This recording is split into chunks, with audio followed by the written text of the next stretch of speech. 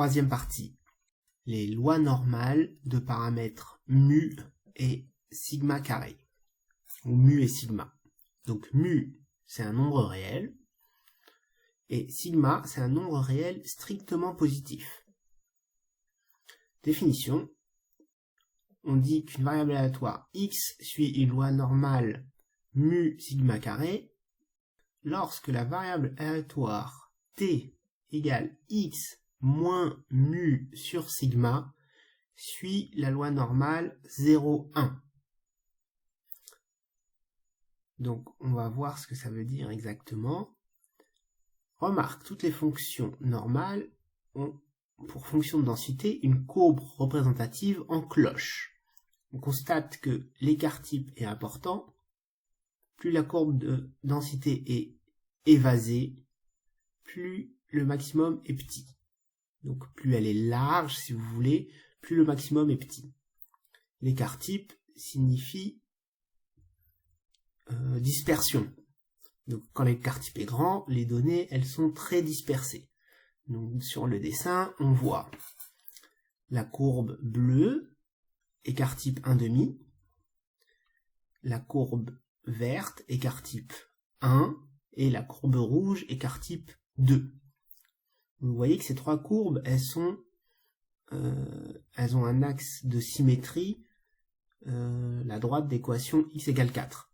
Donc ça veut dire que la moyenne, ça vaut 4. Donc ici, mu, il vaudra 4. D'accord? Donc, espérance et variance. L'espérance d'une variable aléatoire qui suit une loi normale mu sigma carré, c'est mu. Donc, le paramètre mu, ça donne l'espérance. Le paramètre sigma ou sigma carré, si on dit sigma carré, ce sera la variance. Si on dit sigma, ce sera l'écart type. Il faudra faire attention quand on fera les calculs de ne pas confondre l'un avec l'autre. Démonstration. Donc, on pose x égale sigma t plus mu. Cette formule-là, elle vient de là-haut. D'accord? T égale x moins mu divisé par sigma. Si on isole x, ça nous redonne cette formule-là. D'accord? Ici, qu'est-ce que je fais? Je multiplie par sigma des deux côtés. Ça élimine le dénominateur ici. Donc on se retrouverait avec sigma t égale x moins mu. Et après, j'additionne mu des deux côtés. Je me retrouve avec x égale sigma t plus mu. On dit que l'espérance est linéaire. Vous avez vu ça dans votre cours de première. L'espérance de x, c'est donc l'espérance de sigma t plus mu. Et ça va s'écrire sigma espérance de t plus mu. Et l'espérance de t, comme t il suit une loi normale 0, 1, ça vaut 0. La variance, ça marche presque pareil.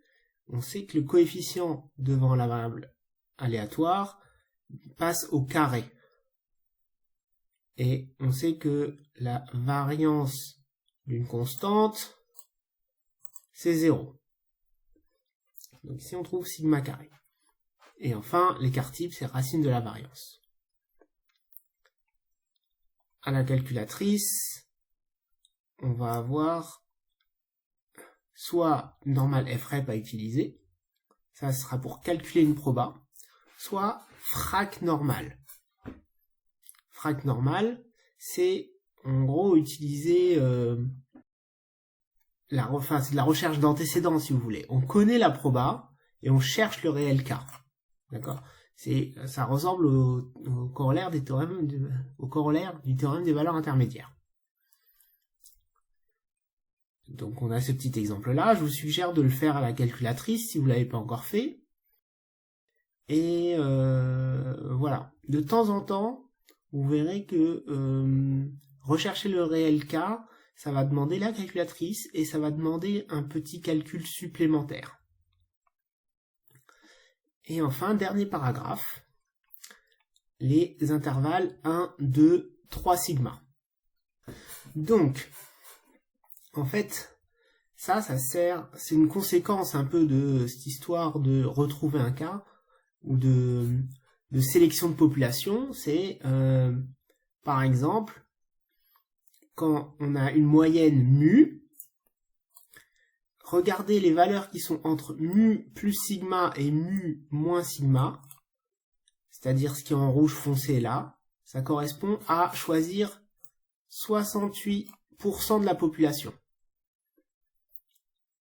Si on veut 95% de la population, il faut aller de mu plus 2 sigma et mu moins 2 sigma. Si on prend tout ça, le rouge et le rose, ça fait 95% de la population. Si on veut un peu plus, si on veut 99,7% de la population, on va prendre 3 sigma.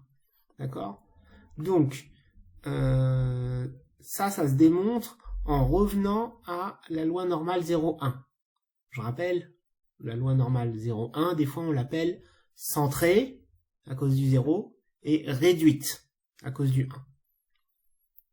Donc, ces trois calculs-là, il faut essayer de les retravailler.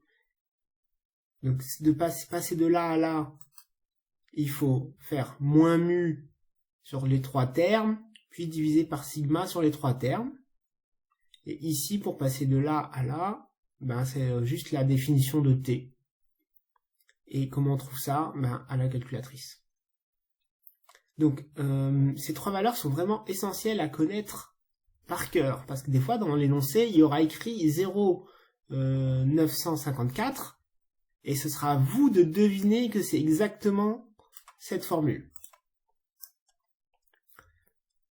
Voilà, ce sera une manière assez simple de sélectionner une population. Donc, il y aura des fois des petites questions là-dessus. Est-ce que 95% des machines fonctionnent ou pas? Des choses comme ça.